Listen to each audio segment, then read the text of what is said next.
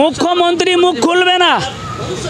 মুখ্যমন্ত্রী মনে হয় শুভেন্দু অধিকারীকে ভয় করে, মুখ্যমন্ত্রী মনে হয় সুকান্ত মজুমদারকে ভয় করে, মুখ্যমন্ত্রী মনে হয় সজল ঘোষকে ভয় করে, মুখ্যমন্ত্রী মনে হয় অর্জুন সিংকে ভয় করে। মুখ্যমন্ত্রী সর্বশেষ কথা হচ্ছে উনি অমিত শাহ আর নরেন্দ্র মোদীকে ভয় করে। না জানি কোমরে শিকল বেঁধে জেলে ঢুকিয়ে দেয়, এই ভয়ে উনি কথা বলেন না। মুসলমান মার খাবে, মব লিঞ্চিং হবে, টপি টানাটানি করলে করবে, দাড়ি ছিঁড়ে দেবে, কিন্তু উনি মুসলমানদের পক্ষে আমরা সময় দিচ্ছি। কামরুজ্জামান সাহেব উনি বলেছেন 3 দিন আমরা সময় দিচ্ছি, 3 দিনের ভিতরে যদি আমরা সে ধরনের কোনো আশ্বাস না পাই, বৃহৎ আন্দোলনে নামতে আমরা। পরিযায়ী শ্রমিকরা কিন্তু দিল্লি ছেড়ে, বোম্বাই ছেড়ে, মহারাষ্ট্র ছেড়ে, উড়িষ্যা ছেড়ে বাংলায় এসে তৃণমূলকে ভোট দিয়ে মমতা ব্যানার্জিকে নবান্নের 14 তলায় বসিয়েছে। কিন্তু দুঃখের বিষয়, আফসোসের বিষয়, আজকে সেই পরিযায়ী শ্রমিকগুলো তারা উড়িষ্যায় মার খাচ্ছে, তারা গুজরাটে মার খাচ্ছে, মহারাষ্ট্রে মার খাচ্ছে, তাদের ঘরগুলো বুলডোজার দিয়ে ভেঙে দেওয়া হচ্ছে। কিন্তু মমতা ব্যানার্জি চুপ করে বসে আছেন, নীরব ভূমিকা পালন করছেন। কারণ কি? কারণটা মমতা ব্যানার্জি জানে এই মুহূর্তে মুখ খোলা যাবে না। এই মুহূর্তে যদি মুখ খুলেন উনি, তাহলে হিন্দু সম্প্রদায়ের মানুষ, সংখ্যাগরিষ্ঠ সম্প্রদায়ের মানুষ তারা মনে করবে মমতা ব্যানার্জি মুসলমান তোষণ করছে। এই ভয়ে কিন্তু মমতা ব্যানার্জি মুখ খোলে না, 26-এর চিন্তা করে। আমি এখান থেকে গান্ধী মূর্তির পাদদেশ থেকে আমি অল ইন্ডিয়া তৌহিদি জনতার পক্ষ থেকে হুঁশিয়ারি দিতে চাই, আপনি 2026-এর অঙ্ক কষেন। গোটা পশ্চিম বাংলার মুসলমানরা অঙ্ক কষে বসে আছে, কেননা আপনি ব্রিগেড করতে দেন না।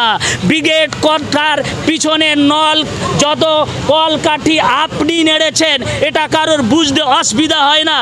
বাঙালিদের উপরে যে অত্যাচার, এটা আজকে নয়, এখন ক্রমশ বেড়েছে। সব সময় পশ্চিম বাংলা ছাড়া বিভিন্ন রাজ্য, গুজরাট, উড়িষ্যা এবং রাজস্থান, এই সমস্ত রাজ্যে সব সময় বাঙালিদের উপরে একটা অত্যাচার হয়। এটা আজকের বিষয় নয়। বর্তমান যে অত্যাচার হচ্ছে, এটা কিন্তু ওয়াকফ অ্যামেন্ডমেন্ট অ্যাক্টের যে প্রতিবাদ চলছে, এই প্রতিবাদকে কুচলে দেওয়ার ষড়যন্ত্র। আজকের যে পেহেলগাঁও হামলা থেকে শুরু করে যে যুদ্ধ হচ্ছে, এগুলো সব কিছুই ওয়াকফ অ্যামেন্ডমেন্ট অ্যাক্টের যে প্রতিবাদ, এই প্রতিবাদটাকে স্তব্ধ করে দেওয়ার জন্য, এই প্রতিবাদকে কুচলে দেওয়ার জন্য, এই প্রতিবাদী কণ্ঠস্বরকে রোধ করে দেওয়ার জন্য গোটা দেশ জুড়ে বিভিন্ন ধরনের আপনার ইস্যু তৈরি করে মানুষের মস্তিষ্ক, মানুষের মেজাজ, মানুষের মন মস্তিষ্ক ডাইভার্ট করা হচ্ছে।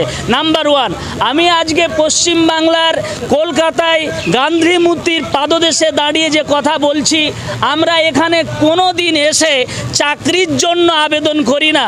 কেননা 34 বছরের বামফ্রন্ট সরকারের আমলে আমরা অস্থির হয়ে উঠেছিলাম যে আমাদের কর্মসংস্থান হবে, আমাদের চাকরি হবে। 34 বছরের বামফ্রন্ট সরকার আমাদের কর্মসংস্থানের কোনো সুনিশ্চিত ব্যবস্থা করতে পারে না। তৃণমূল সরকার যখন আসলো, তখন গোটা ভারতবর্ষের মুসলমান এইটাই ভেবেছিল যে আমাদের কর্মসংস্থান হবে, আমাদের চাকরি হবে, আমাদের ধর্মীয় স্বাধীনতা পূর্ণভাবে ভোগ করতে পারবো। কিন্তু সে জায়গায় দেখা গেল কি, আমাদের চাকরির কোনো ব্যবস্থা নেই, কর্মসংস্থার কোনো ব্যবস্থা নেই। এই জন্য পশ্চিম বাংলার মানুষ বিএ পাস, এমএ পাস, আপনার বিএড করা ছেলে, তারা ভিন রাজ্যে পরিযায়ী শ্রমিক হিসাবে গিয়েছে। বিএ পাস, বিএড করা ছেলে, তারা সোনার কাজ করছে, তারা আপনার জরির কাজ করছে, রাজমিস্ত্রির কাজ করছে। দুমুঠো রুজি রুটির জন্য, বাবা মার মুখে অন্ন তুলে দেওয়ার জন্য তারা চলে গেছে পরিযায়ী শ্রমিক হিসাবে। আজকে তারা বিভিন্ন রাজ্যে নিপীড়িত, নির্যাতিত, অপমানিত, লাঞ্ছিত, বঞ্চিত, শোষিত, নিষ্পেষিত, পদদলিত, এমনকি তাদেরকে উলঙ্গ করে তাদেরকে পেটানো হচ্ছে। আজকে স্বরাষ্ট্রমন্ত্রী কোথায়? আজকে মুখ্যমন্ত্রী নীরব ভূমিকা পালন করছেন কেন?